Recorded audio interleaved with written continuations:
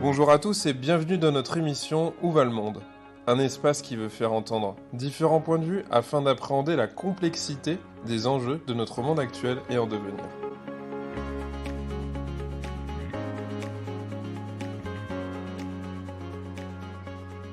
Jean-Vatin Augoire, bonjour. Bonjour. Alors aujourd'hui on va parler image de marque et valorisation d'entreprise et apparemment vous êtes tout à fait la personne adaptée pour répondre à nos questions. Alors pour commencer pour nos auditeurs, je vais vous proposer que vous vous présentiez à eux. Voilà. Oui, en quelques mots, je suis historien vocatiologue. Alors, historien par ma formation, bon, j'ai fait Sciences Po, je suis titulaire d'un DEA d'histoire. Je suis historien par mon métier, hein, donc depuis à peu près 30 ans, je suis historien des entreprises et des marques, hein, voilà. Et donc, les différents métiers que j'ai exercés pour être historien, c'est journaliste, enseignant, conférencier, consultant, chroniqueur. Et j'ai écrit un certain nombre de livres sur les marques, dont le dictionnaire des marques, les marques de toujours, chez Larousse, j'ai écrit chez Erol, etc. Puis j'ai donné des cours à l'ESSEC. Et puis, depuis 4-5 ans, je me suis intéressé à la vocation dans la continuité de mon métier d'historien des marques. Et Oui, donc, j'ai. c'est un thème qui revient assez souvent dans Eh ben, vos cours. Exactement. oui, et aujourd'hui, effectivement, c'est un mot comment dirais-je, qui revient. Voilà, on parle de vocation. Hier, il y avait Elisabeth Borne qui parlait de vocation, Emmanuel Macron qui parlait de vocation, d'engagement, enfin bref. Et c'est très important parce qu'aujourd'hui, comme vous le savez, donc il y a la fameuse loi Pacte avec la raison d'être de l'entreprise. Et moi, je me suis intéressé sur la raison d'être de l'entreprise, bien sûr, mais la raison d'y être et d'en être des salariés.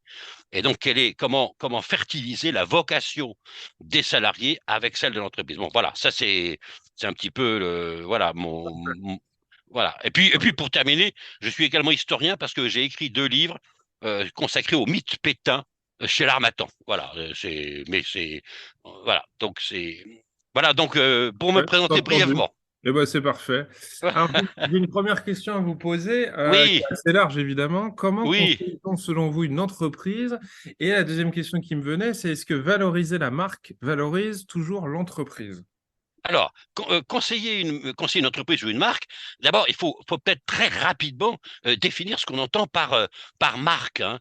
Oui, Euh, oui. la marque, c'est le faire savoir du savoir-faire pluriel des hommes et des femmes d'hier à demain. Alors ça c'est clé pour bien comprendre ce qu'est une marque, hein. La marque, c'est un petit peu la partie visible de l'iceberg, hein. Donc, Mhm. et la marque est apparue, la marque telle qu'on l'entend aujourd'hui, elle est apparue au moment de la première révolution industrielle, quand on est passé du produit vendu en vrac au produit emballé, avec le nom du fondateur et produit à grande échelle. Voilà. Et donc, depuis cette première révolution industrielle, il y a eu, comment dirais-je, euh, un certain nombre de définitions de la marque. Il y a eu la définition juridique, parce qu'au départ, il fallait protéger la marque des contrefacteurs. Oui. Ensuite, dans les années 1920, avec l'apparition du marketing aux États-Unis, ben, il y a eu les définitions du marketing. On a parlé de part de marché, de notoriété, de territoire de marque, de réputation, d'imaginaire, enfin voilà. Tout ça, c'est tourne autour du marketing. Et puis, dans les années 60, 70, on a commencé à vendre, à acheter, à constituer des grands groupes. Et donc, la marque a acquis une valeur immatérielle. Et donc, on a donné une définition financière de la marque. Bon, mais tout ça, c'est bien gentil parce que où est l'homme dedans? Où est l'homme? Et l'homme, ben, il apparaît dans je dirais, le quatrième âge de la marque, au moment où, justement, on parle de marque authentique, de marque engagée, de marque contributive et d'entreprise, puisque c'est la RSE, responsabilité sociétale des entreprises. Mais cette responsabilité sociétale des entreprises ne va pas sans une RSH, responsabilité sociétale des hommes. Alors, conseiller une marque, ben, c'est pas évident parce que ça dépend des secteurs, ça dépend des produits. Je vais pas conseiller Bonduelle comme je vais conseiller Chanel ou comme je vais D'accord, on conseiller. imagine. Voilà, mais C'est pas la même cible. c'est pas la même cible. Pour autant, chaque marque se définit par sa singularité et par son identité. Sa singularité, c'est ce qui a été gravé dans le marbre par le fondateur ou la fondatrice. Et ça, c'est quelque chose qui ne change jamais. Quand, par exemple, Karl Lagerfeld, soyons concrets, quand Karl Lagerfeld a repris Chanel, qui était une marque moribonde, qui allait mourir avec Chanel, qu'est-ce qu'il a dit, Karl Lagerfeld? Il a dit, je vais pas faire du Chanel d'hier, mais je vais faire du Chanel d'aujourd'hui, mais je vais m'inspirer, je vais me nourrir de tout ce qu'a fait Chanel avant. Voilà. Et Hmm. donc, voilà, c'est ça, c'est la singularité, mais l'identité de la marque Chanel va, bien sûr, évoluer dans le temps. Nous-mêmes, physiquement, notre identité évolue dans le temps, mais notre singularité demeure. Donc, c'est ça qui est important. Alors, comment dirais-je, pour conseiller une marque, ben, il faut s'interroger sur sa cible, s'interroger sur les besoins, sur l'utilité. Il ne faut jamais oublier qu'une marque, c'est d'abord un produit ou un service. Ça, c'est quelque chose qui est très important. Oui, Par exemple, un cas, soyons concrets, là aussi, soyons concrets. La vache qui rit. La vache oui, qui rit, c'est une marque emblématique. Pour fêter le centenaire de la marque, donc en 2021, la vache qui rit a décidé de changer le goût, la texture du produit. Ben, ça a été une catastrophe. oui, Parce que j'imagine. les consommateurs ont dit, mais où est ma vache qui rit traditionnelle? Mais oui, la Madeleine Donc, de Proust, quoi, a quand même une voilà, odeur et un goût voilà. inimitables. Et donc, ce qu'ils ont fait, eh ben, ils sont revenus à la vache qui rit. Et alors, ils le marquent bien sur le packaging, vache qui rit originale. Vintage. Et voilà. Et ils ont quand même gardé la nouvelle déclinaison qu'ils appellent vache qui rit crémeuse. Mais encore une fois, c'était comme Coca-Cola. Quand Coca-Cola avait voulu changer son goût, ça a été catastrophique. Et maintenant, ils sont revenus au Coca-Cola classique et ils notent bien sur le packaging Coca-Cola classique. Voilà. Et Intéressant, ça, de vouloir moderniser quelque chose, d'avoir des belles idées, et puis que le public nous dise non, non, hors de question, oh là ne, là, ne mais c'est modernisez pas ce que vous êtes. C'est quand même étrange. absolument. Et un directeur de marketing m'avait dit un jour, je réussirais quand, ayant quitté l'entreprise, on m'aurait dit, mais on n'a pas vu ton passage. Ah, C'est-à-dire que ouais. il a changé peut-être la marque, mais de manière très, comment dirais-je, sans que cela choque le consommateur. Car il ne faut jamais oublier, une marque, c'est d'abord un produit ou un service. Et d'ailleurs, à la question qu'on pose souvent, qu'est-ce qu'une grande marque? Ben, une grande marque, c'est pas forcément une marque qui vend des milliards. C'est une marque qui, si elle disparaît, va manquer aux consommateurs. Ça, c'est Ouais. ça qui est. Et on le verra tout à l'heure quand je parlerai justement de relance de marque. Ouais. Voilà, c'est ça. Voilà.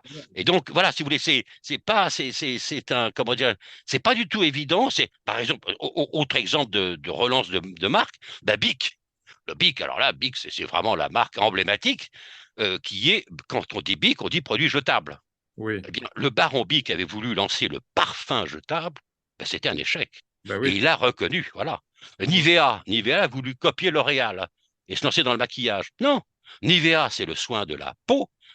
L'Oréal, c'est la beauté. Chacun, voilà, Ouais. c'est très important de bien connaître sa singularité et de creuser le sillon de sa singularité. Oui, Ne puis pas en sortir. je me disais un petit peu comme les acteurs qui peuvent parfois être tristes de ne pas être entendus sur un autre registre, il faut aussi Vo- se dire qu'on ne peut pas être multiple et que Voilà, entendu sur voilà, une case.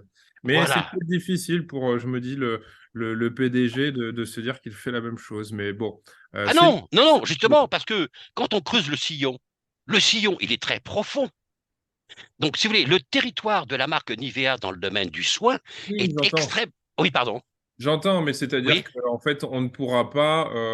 Il y a quand même il y a quand même une limitation de la marque, quoi. Tout simplement, Ah, on va alors, pas alors on crée. transformer et perdre l'essence. Donc finalement, vous posez la question de l'essence du produit, quoi. Ah, mais absolument. Mais Et, d'ailleurs, quand on veut. l'essence du produit n'est pas substituable. Peut-être l'apparence, Absolument. mais pas l'essence. Absolument. Et d'ailleurs, quand on veut lancer une autre marque, enfin, quand on veut étendre sa marque, bah, on lance une autre marque. Afflelou avait lancé une autre marque pour tous les produits auditifs. Comme ça, Mais je veux dire, on protège quelque chose. voilà, J'entends. voilà. Chaque marque a son territoire, sa singularité. C'est très important. Voilà. Alors, qu'est-ce qui fait d'ailleurs qu'une marque plaît, perdure dans le temps ou décline? C'est une question que je me suis posée parce qu'on sait parfois que l'ancien revient à la mode d'ailleurs. Est-ce que vous pouvez nous donner quelques recettes, quelques secrets de recettes réussies Ben, ou j'ai ratées? commencé. voilà, j'ai commencé un tout petit peu à vous donner Oui, quelques, oui. quelques recettes. Effectivement, une marque, comment dire, elle valorise l'entreprise, hein, comme je vous l'ai dit, mais c'est la partie visible de l'iceberg. Elle la valorise sur le plan financier, hein, c'est les valeurs immatérielles. On voit maintenant le classement des marques. Apple vaut des milliards, Coca-Cola vaut des milliards. Enfin, c'est bon, mais elle la valorise aussi sur le plan de son utilité et de sa contribution au monde. Hein, voilà, ça c'est très important. Et donc, une marque sera d'autant plus pérenne qu'elle répondra aux besoins des consommateurs. J'entends, Ah, mais vous voyez, Bic, par exemple, ne va pas forcément répondre aux besoins du monde. Alors, vous pourrez me dire, Bic, justement, c'est une simplicité aussi, c'est quelque chose de connu, ah, mais je me dis finalement, qu'est-ce qui fait que ça perdure? Parce qu'on a mais un parce bon que c'est souvenir accessible. associé au Bic, ou c'est peut-être aussi parce qu'on a un bon souvenir associé et point, en Ah, fait. eh bien, non, attendez, c'est accessible en termes de distribution. Big, vous l'avez partout. Hmm. C'est accessible en termes de prix. C'est accessible en termes d'usage. Mais ça n'est pas, il n'y a pas que Bic qui est accessible en termes de prix. Oui, non, mais sur le plan du stylo. Oui, Alors, oui, sur oui. le plan du stylo, c'est aussi Bic, à la différence d'autres Bic, enfin d'autres. D'ailleurs, Ah, c'est c'est devenu une joliment dit. marque, c'est devenu une marque générique. Pas comme le frigo, quoi. Et le Absolument, réfrigérateur. comme la fermeture éclair, absolument. Si vous voulez, il y a aussi une très grande qualité, c'est qu'avec un stylo Bic, vous faites, je crois, 3000 km d'écriture. Il y a Sans aussi une la route. qualité, il y a une qualité chez Bic que vous n'avez pas ailleurs. Ça, alors là, Ouais. toutes les marques distributeurs en termes de stylo, bon. Donc c'est ça qui est important. C'est vraiment qu'est-ce qu'elle apporte de singulier, d'indispensable et d'inimitable et d'incontournable. Voilà. Si j'ai pas mon Bic, ben je change de crèmerie. C'était voilà. Ok. C'est ça Ouais. qui fait que une marque est importante ou pas. Et d'ailleurs, vous m'avez posé la question tout à l'heure. Il y a beaucoup dans les réseaux, sur les réseaux sociaux, il y a beaucoup de consommateurs qui disent, mais pourquoi telle marque a disparu? Oui, oui. Rendez-moi les Triscottes, rendez-moi ceci, etc. Donc c'est véritablement, On a des euh, nostalgiques qui se retrouvent autour d'une expérience ou d'une époque surtout. Ça signe une voilà, époque. voilà, une expérience. Et puis vous avez des marques qui sont transgénérationnelles. Ouais. La vache qui rit, mon grand-père, enfin, ou qu'on s'appelle la vache qui rit, mon père, moi, mes enfants, enfin, c'est transgénérationnel. Voilà, c'est très Ouais. important. Et d'ailleurs, donc, vous avez aujourd'hui des marques qui renaissent. Vous avez par exemple la société Héritage. Héritage qui vient de le relancer Bonux. Ouais. Bonux, qu'est-ce qu'on fait? Voilà, quelqu'un qui s'interroge, qu'est-ce que je fais pour relancer Bonux? Parce que le territoire des lessives est très, et comment dirais-je, est préempté par des marques prestigieuses. Eh bien, Bonux a marqué son territoire. Et que vont-ils faire aujourd'hui? Ben, Bonux, c'est le cadeau Bonux. Bah oui, Le c'est cadeau ça, c'est le entre. cadeau, c'est Voilà, ça qui me revenait. Je repensais à voilà. l'autobus et tout Et ça. alors, qu'est-ce qu'ils vont faire? Avant, le cadeau était à l'intérieur du produit. Bah Eh oui. bien là, ils ont trouvé l'idée géniale de la mettre à l'extérieur, mettre le cadeau collé au packaging, incrusté dans le packaging. Ça, c'est génial. Voilà. D'accord. Donc, alors, ils ont relancé Vigor, Mirror, au Cédar, oui, des marques Ouais. mini-doux, voilà. Puis on relance. Regardez le succès de la Fiat 500, Oui, la bah oui. relance. Et d'ailleurs, c'est également le succès de la Mini. Et Oui, mais alors, c'est le même designer. ah oui, C'est mais le alors, même design. mais quel est le petit secret pour pouvoir relancer? Parce que j'imagine pas Gardez, que eh bien, quand vous, toutes les vieilles marques peuvent pas repartir sur le devant de la scène simplement. Absolument. On On est avait voulu d'accord. faire ça, absolument. Ben, regardez la Fiat 500 aujourd'hui Oui.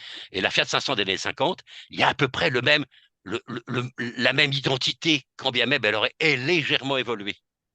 Oui, mais qu'est-ce que ça C'est le même va? pot de yaourt. C'est Oui, le mais même pot de yaourt. je viens vous embêter, hein. Je vous en prie. Un peu Je vous plus en prie. concrètement, qu'est-ce qui fait que ça a pris? Parce que, encore une fois, je suis sûr que vous pouvez sortir certaines marques anciennes qui ne reprendraient pas vie, en fait, qui ne seraient pas Ah, mais acceptées par le public. alors, Alors, qu'est-ce qui fait que ce vintage est bon et qu'avoir une Fiat 500, c'est extrêmement à la mode, alors que ça fait rire les petits vieux qui disent qu'ils en avaient une à l'époque. eh Mais bien, qu'est-ce qui fait que la- ça ne marcherait pas avec toutes les marques? Oui, votre question est tout à fait pertinente et je vais vous répondre, oui. comme tous ceux qui ont relancé les marques. Au départ, on n'en sait rien. C'est un pari. C'est un pari, d'accord. On estime que, on se dit, bon, la probabilité pour que cette marque qui a connu un succès en connaisse aujourd'hui un autre, mais avec une identité légèrement différente, mais en gardant sa singularité, ça va marcher. Tant que ça a marché. Voilà. Pour d'autres, voilà, c'est idem, donc idem pour l'Austin, qui est devenu Mini Bah oui. chez. Voilà. Alors c'est une réussite, hein, absolument. Ouais. Et quand d'ailleurs, quand vous avez votre question tout à fait pertinente, hein, quand Citroën a voulu relancer la DS, Ouais. ils n'ont pas relancé la DS en tant que produit, ils ont relancé la DS en tant que marque. Oui, un nom, quoi. Voilà, Ouais. le nom. Voilà, c'est ça. Voilà. Ouais. Bah, y a Renault qui veut relancer l'Alpine, hein, Oui, exactement, c'est vrai. absolument. Puis il y a des entreprises qu'on relance. Courrèges qui était une entreprise morte. On a relancé Courrèges, on l'a relancé chez Appareil. Enfin voilà, la marque, et c'est ça qui la singularise par rapport à l'être humain, la marque est immortelle.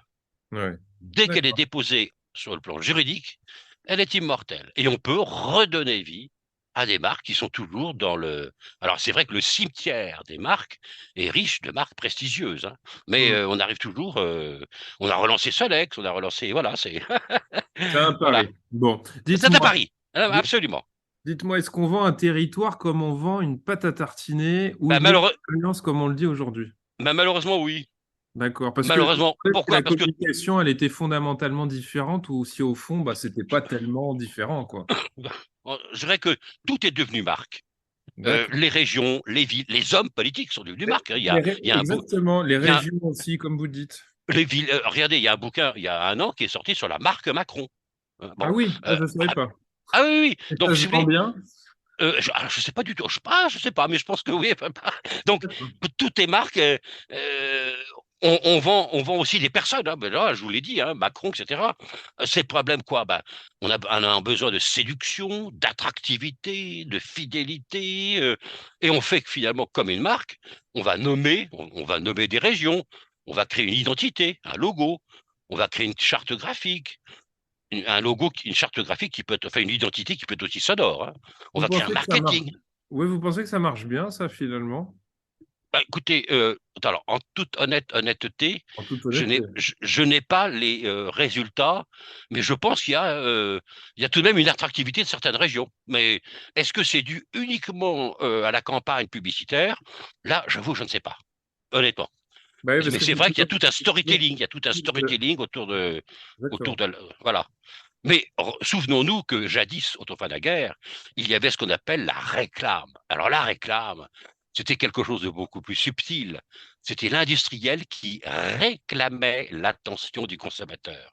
Et on avait à l'époque des affichistes extraordinaires qui avaient un talent.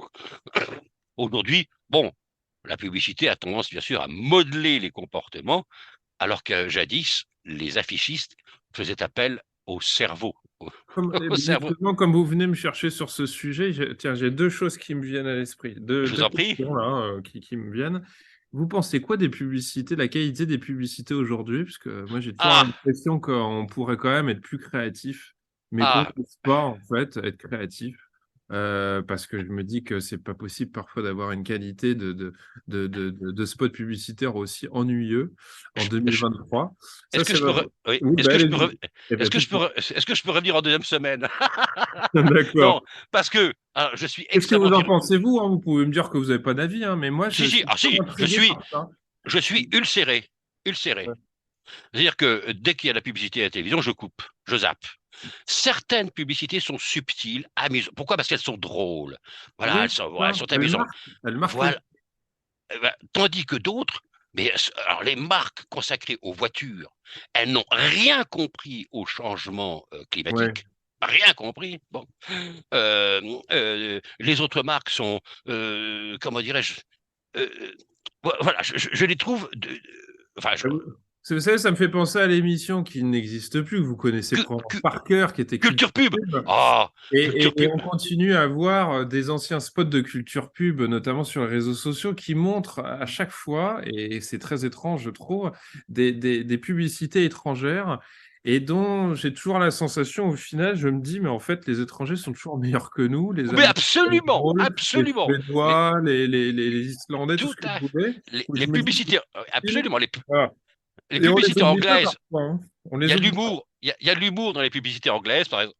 Tout à fait, absolument, absolument. Non, non, et c'est regrettable parce que il ne faut pas, bien évidemment, totalement critiquer la publicité. Il y a eu des sagas publicitaires extraordinaires qui sont restées dans les mémoires. Je pense à la saga Dim et la Oui, musique évidemment, associée. Voilà, évidemment, évidemment, mais voilà. justement, c'est ça qui est un peu rageant, c'est qu'en fait, on connaît tous des pubs qui ont été intéressantes. Et moi, par Voilà. exemple, là, je me dis en direct, j'étais en train de me dire, Mais voilà, je voilà, consomme un peu de télévision, est-ce qu'il y a des spots publicitaires en ce moment que et je voilà, pourrais citer parce qu'ils se démarqueraient? Et en fait, voilà. depuis 2 minutes, là, je fais le tour dans ma tête et je Et ne ben trouve voilà, aucune, en fait. voilà. On se souvient de la pub amusante avec Monsieur Marie. Oh, c'était amusant, Monsieur Oui, oui. Marie. Oui, Et voilà, puis on avait les coups de gueule de Jean-Pierre Coff, on avait tout ça. voilà. Enfin, Bon, il se absolument. passe quelque chose en fait. Il y a quelque chose d'intrigant et qu'on n'oublie pas, qu'on peut se raconter à la machine à café quand on le faisait à l'époque. Voilà. Mais Alors, là, il est vrai qu'aujourd'hui, les contraintes sont très importantes et on ne peut plus tout dire, on ne peut plus tout raconter dans une publicité. Ça aussi, il ouais. faut. Et puis je me Mais suis bon, demandé si c'était pas une peur de rater l'objectif en perdant le consommateur si on ne lui donnait pas une publicité toute formatée. Vous voyez, que le message serait pas clair. oui, Parce que oui, finalement, on peut toujours se poser la question de ces pubs si ennuyeuses. Est-ce que finalement, elles font plus consommer? Je me demande. Enfin bref, ça c'est encore oui. une Ça. question. Alors, pour terminer cet aspect publicitaire, il y a une dernière publicité, je ne sais pas si vous l'avez vue, moi je ne l'ai pas encore vue, mais on en a parlé, c'est Optical Center, qui fonde les valeurs de la marque Oui, sur la création de l'homme par Dieu. d'accord. Dieu revient, enfin revient, C'est vrai, Dieu bon. revient, c'est super. Et alors je vous le dis, alors chaque être humain porte en lui les talents que Dieu lui a donnés. Fort de cette singularité, chacun de nous mérite d'être vu et écouté comme tel. Chez Optical Center, bien voir n'est pas seulement une question d'acuité visuelle, c'est une capacité à privilégier ce qui nous unit. Bien entendre nous conduit à bien nous entendre. Alors là, ça c'est, C'est pas mal, hein? depuis, j'avais cru comprendre qu'il y avait une séparation des églises et de l'État depuis 1905. Et là, Ouais, Dieu mais revient dans la pub. peut-être que Dieu a été déposé à l'INPI. Voilà, tout simplement. Oh, il est vrai qu'il y a eu beaucoup de publicités avec Chaussée aux moines. Bon, des publicités qui se voulaient drôles ou qui associaient la religion avec un produit alimentaire, hein, c'est vrai. Ouais. Bon, mais voilà. Alors, il semblerait d'ailleurs qu'on aurait tendance à idéaliser les marques aux dépens de l'homme, et c'est un de vos sujets de réflexion. Ah oui, Notamment, vous savez, on est dans une époque qui fait, comme on dit, du name washing. On nettoie l'opprobre associé à des noms d'entreprises. Et puis, on sait qu'en ce moment, bah, il y a des entreprises qui se targuent de s'occuper de la RSE, de la tout à responsabilité fait. sociale des entreprises. L'entreprise, dans ce cadre, elle s'interroge, elle vise à améliorer les enjeux environnementaux, sociaux, etc., économiques. Mais on a en même temps des entreprises qui vantent la RSE, mais qui ont, et on le sait souvent, un management désastreux, des entreprises polluantes qui sont impliquées dans des sales affaires.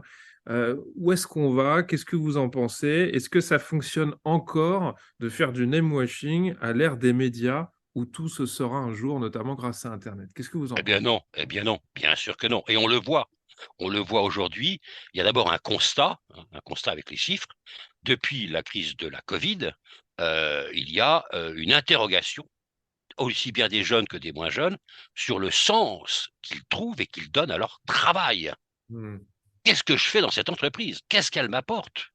Est-ce que je me sens utile? Alors, on a parlé de la grande démission aux États-Unis, on parle de délitement, de désengagement, de burn-out, on va même parler jusqu'à du quiet quitting, c'est faire le minimum. Donc, il y a véritablement une urgence, et les entreprises se rendent compte parce qu'elles ont de plus en plus de mal en ce moment à embaucher. Alors Ouais, ça, oui, c'est et puis c'est ce c'est le, que je c'est vois, le moi, ce que je vois également dans les journaux ou dans les réseaux sociaux, c'est que vous avez, que ce soit des politiques ou des entreprises qui vont mettre en avant une belle action, et tout de suite, vous avez la réponse de dizaines, de centaines, de milliers d'internautes qui viennent donner la vidéo d'une erreur qu'a fait l'entreprise il y a cinq Ça, ans, il c'est y a 2 ans, il y a... dramatique. Ça, Et c'est donc, voilà, donc je dramatique. me dis qu'en fait, c'est comme si finalement on pouvait plus effacer l'histoire et que Absolument. essayer de faire des effets d'annonce marche peut-être moins désormais en fait et qu'on peut plus peut-être rouler dans la farine tout le monde. Vous comprenez? Absolument. Je Et me alors, demande si ça marcherait ou pas, quoi. Bon. ça pose un problème de réputation de la marque et de l'entreprise. Mais est-ce que les D'où gens perdent vraiment leur confiance envers les marques, en fait? Alors, bah, écoutez, alors les gens n'ont pas tellement confiance dans les marques, ils ont confiance dans leur marque, celle qu'ils consomment. Ça, c'est la grande curiosité quand on fait des études, hein, des enquêtes. La marque n'apparaît pas comment dire, on n'a pas vraiment confiance dans les marques. Mm. C'est, alors qu'au départ, au début du 19e siècle, quand on a créé la marque, c'était pour donner de la confiance aux consommateurs, puisque le fabricant mettait son nom. Il y Oui, avait donc une traçabilité. Il y avait une traçabilité. Avant le vrac, vous achetiez votre produit en vrac, il y avait pas, on ne savait pas qui fabriquait. c'est pas Là, rassurant. Mm. là, il y avait une traçabilité, puis le produit est toujours de la même qualité. On était sûr, voilà. Et donc aujourd'hui, c'est quand même le grand paradoxe. Et on est obligé d'ailleurs d'avoir des labels. Alors là, il y a une multiplication des labels qui viennent réassurer le consommateur, comme si la marque en elle-même ne suffisait plus. Et là, je pense qu'il y a vraiment un grand échec des politiques marketing de l'entreprise. Ça, oui, absolument. D'où la nécessité, pour reprendre ce que vous dites, hein, c'est de remettre l'homme au cœur de l'entreprise. Il Oui, y a c'est une votre marque. cheval de il y a- bataille, hein, c'est vous ah, ah, qui en parlez assez souvent. c'est vraiment. Il y a une marque qui a parfaitement bien compris ça. Et alors donc, il faut faire attention, faut bien la surveiller. Enfin, elle est labellisée Max Havelaar. C'est Malongo, Oui, Café Malongo. Et son slogan, c'est le cœur de l'homme, pas dans Malongo. Et exactement.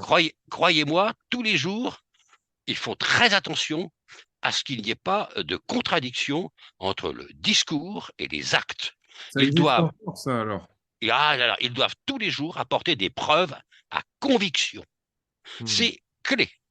C'est clé. Et donc, comment dirais-je, et l'objectif, justement, c'est, moi, je bataille pour ça, c'est que il faut faire en sorte il faut faire fructifier la vocation ou la raison d'être des salariés, leur souhait de se réaliser, de s'accomplir, avec la raison d'être de l'entreprise, les replaçant au cœur de ce que j'appelle la chaîne de création de valeur. Ouais, c'est On- très intéressant ce que vous dites parce que ça me rappelle l'expression amérindienne qui est marcher sa parole, c'est-à-dire faire ce qu'on dit. Et je me dis qu'en fait, on est aussi dans une ère où on revient souvent remettre en question ce que les gens disent et puis ce qu'ils font, quoi, tout simplement. Ah Quand oui, on a Harrison Ford, par exemple, qui au Festival de Cannes dit que la planète est en train de brûler et qu'il faut arrêter les conneries, on est tout à fait d'accord avec lui. Et je vois juste en dessous du poste quelqu'un expliquer qu'il a 6 ou 7 jets privés. oui, bah Euh, oui, bah oui, c'est donc terminé. et donc se pose la question, et je trouvais que c'était pas une mauvaise question dans les commentaires, faut-il être exemplaire pour pouvoir prendre la parole? Et quelqu'un disait, Exemplarité. bah oui, Vous et avez c'est ça. prononcé le mot clé, Ouais, ouais. la responsabilité, exemplarité. D'autant que ça casse le message, c'est-à-dire qu'on a envie de voter pour Harrison Ford, et puis c'est vrai qu'après on se dit, comme Mais dit bien sûr, Trudeau aussi, bien sûr, ces gens-là surconsomment, en fait, ils consomment abs- pas, ils surconsomment. absolument. Et donc ça, si vous voulez, c'est vraiment un enjeu clé. C'est vraiment moi, je dis toujours que les principes de la Révolution française se sont arrêtés aux portes de l'entreprise. Il Pas faut mal. ouvrir, il faut ouvrir l'entreprise aux principes de la Révolution française. C'en est fini du management hiérarchique. C'en est fini hein, il y a les aristocrates, la bourgeoisie et puis le tiers-état. Non, c'est terminé. Il faut, comment dirais-je, on parle aujourd'hui d'entreprises libérées ou d'entreprises Vous êtes, humanistes. vous êtes bien positif en tout cas. Bon, Ah j'aurais oui, pas oui, oui. le point de Ah vue oui. que vous, mais en tout cas, je l'entends. Ah oui, oui, non, là, il faut vraiment. Non, il faut faire l'évolution. Il Hmm. faut faire. Bon, faut pas couper les têtes, hein, parce que là, ce matin, j'ai vu les interventions au moment comment dirais-je, de l'Assemblée générale de Total. Ouf. Alors là, c'est la première fois que c'est violent, hein. Enfin, violent. C'est la première fois qu'une Assemblée générale est à ce point contestée à l'extérieur. J'entends. Mais oh là là. Bon, Alors, on arrive sur notre dernière question. oui. Jean Vatin-Augouard, selon vous, où va le monde? Bon, vous voulez pas que je parle dans mon quartier? Bon, c'est le nom. D'accord. Allons-y pour le monde. Moi- Exactement. Alors, moi, je crois que le monde va ou ira là où les hommes le mèneront. Car ce sont les hommes qui font l'histoire avec les idées qu'ils incarnent. Alors, je vais utiliser le mot climat et le décliner. Où va le monde sur le plan du climat, sur la nature? Ben, on le sait tous, on va vers, comment dirais-je, une catastrophe si jamais on n'arrive pas à réduire les 4 degrés supplémentaires, hein. Donc, première catastrophe, c'est le climat. Oui, Deuxième catastrophe, c'est la guerre. On le voit encore aujourd'hui, l'arme atomique et maintenant va en Biélorussie. Troisième climat, comment dirais-je, c'est celui du politique, entendu comme le gouvernement des hommes. On observe une montée des dictatures, de l'autocratie, de la théocratie. On observe une montée de la violence. Bon, attention, j'ai appris récemment qu'il y avait un observatoire de la radicalité politique qui avait été créé comment dire, à l'Institut Jean Jaurès, à la Fondation Jean Jaurès. exactement. Bon, il y a le climat social ou sociétal, la pauvreté dans le monde, l'éducation, la place des femmes. Il y a le climat mental, les fake news, le complotisme, la puissance des réseaux sociaux souvent mal utilisés. Il y a le climat scientifique technologique. Il ne faut pas être contre la technologie, mais il faut toujours s'interroger sur la place de l'homme. Et quid de la place de l'homme avec l'intelligence artificielle, le transhumanisme, la montée du virtuel, les robots. J'espère qu'un jour, les neurosciences nous éclaireront sur le fonctionnement du cerveau. Ça, c'est fondamental. Et puis, il y a le climat, on en parle aussi, il y a le climat juridique. Il faut réaffirmer impérativement le droit international. Voilà. Et je pense que pour conclure, si vous permettez, enfin, si on a encore le temps, c'est Allez-y. que tout appel à une responsabilité spirituelle. C'est très important. Et j'ai appris que le mot malfaisant avait fait son entrée dans le dictionnaire. Où sont les bienfaisants ou les bienfaiteurs de l'humanité? Écoutez, Voilà. c'est une très belle conclusion. Jean-Baptiste Augouard, je vous remercie pour Mais c'est vos moi, réponses parce que c'est moi. c'était dynamique, c'était passionnant. Je pense que ça mériterait que ce soit prolongé dans d'autres invitations futures. Voilà. Alors, j'ai encore une minute. Allez, une minute. Allez-y. Agis, mon mantra, agis de telle manière que chacune de tes créations soit un accomplissement de ta vocation et la preuve de ta raison d'être pour un monde meilleur. Écoutez, c'est une très belle conclusion. En tout cas, ça valait le coup de rajouter le petit temps supplémentaire. Voilà, bon, merci, Je vous remercie merci, pour tout, en tout cas. et à très bientôt, hein, à À très bientôt. bientôt. Au revoir. Oui.